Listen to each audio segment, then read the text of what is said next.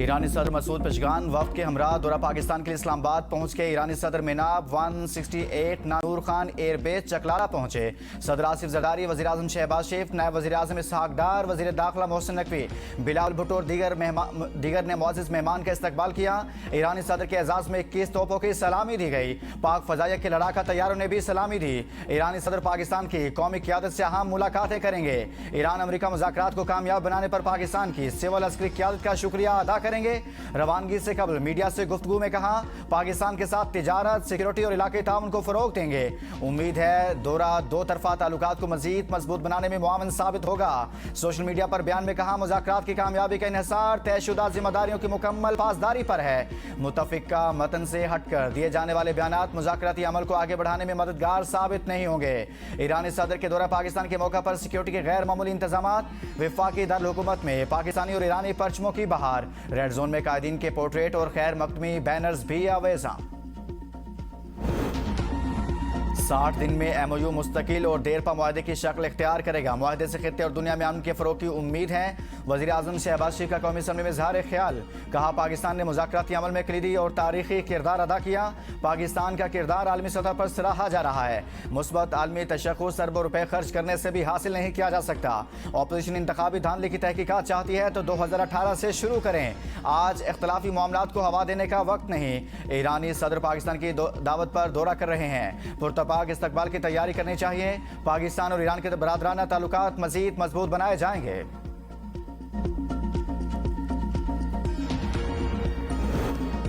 मुआयनाकारों को जोहरी मकामात का दौरा कराने का इरादा नहीं। स्विट्जरलैंड में ईरानी वफ्द ने सरबराह IAEA ग्रोसी से मुलाकात नहीं की। तर्जुमान ईरानी वज़ारत ख़ारजा इस्माइल बकाई की प्रेस कॉन्फ्रेंस, कहा मुंजमद असासों के इस्तेमाल पर कोई पाबंदी नहीं। फंड्स के इस्तेमाल के तरीक़ाकार पर किसी बैरूनी शर्त को कबूल नहीं किया जाएगा। हम सब जान चुके कि इस जंग का असल मकसद ईरान की तहजीब को ख़त्म करना था। अब यह मकसद तब्दील होकर मुंजमद ईरानी असासों के जरिए अमरीकी किसानों को माली फ़ायदा पहुँचाने में बदल गया। मुंजमद रकूम का इस्तेमाल ईरान अपनी कौमी पॉलिसी के मुताबिक करेगा। ईरानी सदर का दौरा पाकिस्तान बहुत अहमियत का हामिल है। ईरान के मरकजी बैंक के गवर्नर अब्दुल नासिर रहमती ने कहा कि हम अमेरिका से ज़रूरी सामान खरीदने के पाबंद नहीं। अगर अमेरिकी कीमतें और मेयार दीगर ममालिक के मुकाबले में ज्यादा मौजूद हैं तो अमेरिका के साथ तिजारत में कोई रुकावट नहीं।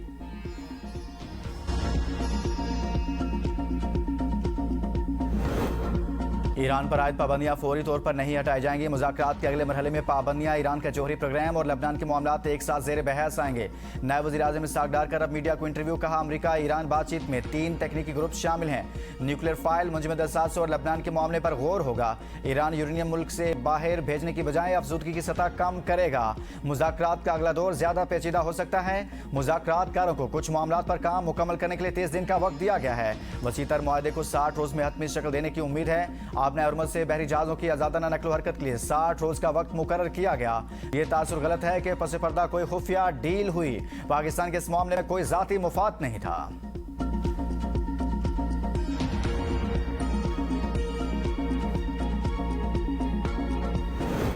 ईरान ने मुआहदे की पाबंदी ना की तो जो जरूरी हुआ वो करूंगा। सदर ट्रंप की धमकी। व्हाइट हाउस में मीडिया से गुफ्तगू में कहा, जब तक ईरान अमेरिका का एहतराम करता रहेगा तो कोई मुश्किल तनाज़ा पैदा नहीं होगा। हम मुज़ाकरात कर रहे हैं और देखेंगे मामलात कैसे चलते हैं। सब जानते हैं कि ईरान हथियारों के मुआयने पर रजामंद हो जाएगा। आपने हरमज़ मुकम्मल तौर पर खुली है। पेट्रोलियम मसनूआत की कीमतें नीचे आ रही हैं। अमरीकी किसानों से अशिया खुरनोश की खरीदारी के लिए ईरान को मुंजमद फंड्स जारी किए जाएंगे। नायब सदर JD वैंस ने कहा कि ईरान के मुंजमद फंड्स फिलहाल बहाल नहीं होंगे। मुंजमद असासों की बहाली से कबल अहम मसाइल का हल निकालना जरूरी है। यकीनी बनाएंगे ईरान के मुंजमद फंड्स का गलत इस्तेमाल ना हो। ईरान को IAEA के मुआयनाकारों को रसाई देना होगी।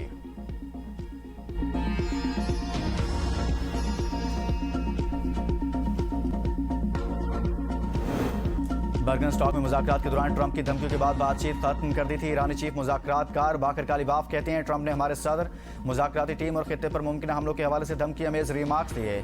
मैंने JD वैंस से कहा, हम यहाँ मुज़ाकरात में मसरूफ़ हैं और दस्तखतशुदा मुआहदे के पहले आर्टिकल के मुताबिक कोई धमकी या दबाव नहीं होना चाहिए। हम दबाव या धमकियों के तहत मुज़ाकरात नहीं करते। हमने मुज़ाकरात खत्म किए, मीटिंग छोड़ दी और वापस आ गए। अमेरिका ने सालिसों के जरिए एक और मुलाकात की कोशिश की लेकिन हमने इनकार कर दिया। इसके बाद पाकिस्तान और कतर की सालिसी में मुज़ाकरात हुए। बराह रास्त हमने बातचीत नहीं की। 80 मिनट के मुज़ाकरात के बाद सालिसों की जानिब से मुश्तरका एलामिया जारी हुआ।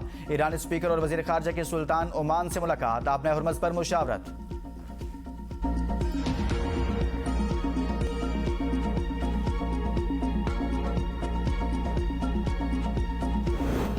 अमेरिका ईरान मुआहदे में पाकिस्तान का कलीदी किरदार है। वज़ीर दिफा ख्वाजा आसिफ कहते हैं खित्ते में क़याम के लिए पाकिस्तान ने तारीखी किरदार अदा किया। वज़ीर आज़म और फील्ड मार्शल की क़यादत में पाकिस्तान के अंदरूनी और बैरूनी मसाइल हल होंगे। हर हुकूमत के दौर में बिजली के मुआहदे और कैपेसिटी पेमेंट्स की गई।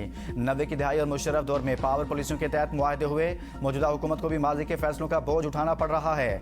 किसी एक हुकूमत को मुकम्मल तौर पर जिम्मेदार ठहराना गैर मुनसिफाना होगा। जिस गुनाह में खुद शामिल हों उस पर दूसरों पर तनकीद सही नहीं। 3500 बिलियन IPPs का बोझ कम किया गया। हमारी हुकूमत की जानिब से कोशिश होगी कि कैपेसिटी पेमेंट पर मजीद रिलीफ हो।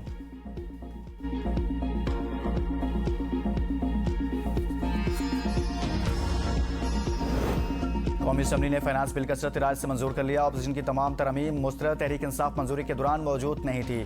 फाइनेंस बिल वजीर खजाना मोहम्मद औरंगजेब ने पेश किया। बजट में शामिल टैक्स और ड्यूटी से मुतल्लिक तरमीम पर अमल दरामद 1 जुलाई से शुरू होगा। बजट का मजमूई हजम 18,000 अरब रुपए से जायद है। आलिया कामरान ने कहा यह बजट बंद कमरों में बैठ के बनाया गया है। इसमें आवाम की राय शामिल नहीं। सेल्स टैक्स को 18% से कम करके 10% करें।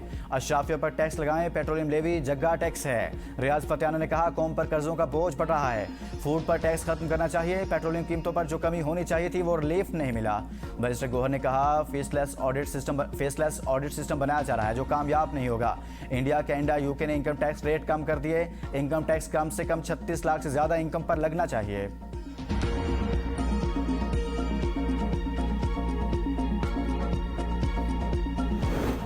1 जुलाई से इंपोर्टेड नए और पुराने मोबाइल फोन पर PTA टैक्स की अदायगी किस्तों में की जा सकेगी। फाइनेंस बिल के मुताबिक तनख्वाहदार तबके और जायदाद के लेन देन पर टैक्स की नई शर्तें नाफिज होंगी। इनकम टैक्स ऑर्डिनेंस में अहम तरमीम मुतारिफ इतलाक तनख्वाहदार अफराद सोशल मीडिया से आमदन और गैर मनकुला जायदाद की खरीदो फरोख्त पर होगा।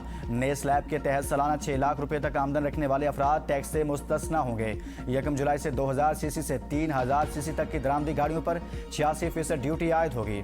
बच्चों की पेंसिल कलम शार्पनर पर 10% का रियायती सेल्स टैक्स आयद होगा। टैक्स काबिल आमदन पर आयद टैक्स या गुज़िश्ता 3 साल का ज़्यादा टैक्स काबिल इत्तलाक होगा। FBR के नोटिस पर अमल न करने वाले फाइलर और नॉन फाइलर्स पर भारी जुर्माने आयद होंगे। इलेक्ट्रॉनिक टैक्स मॉनिटरिंग सिस्टम नस्ब न करने पर कार्रवाई होगी।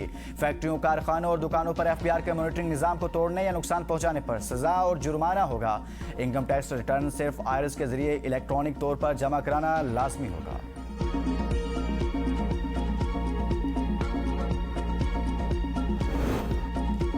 1 जुलाई से पासपोर्ट दफातर में नकद फीस वसूली का निज़ाम खत्म। डिजिटल अदायगी करना होगी। पासपोर्ट फीस सिर्फ QR कोड के जरिए जमा कराई जा सकेगी।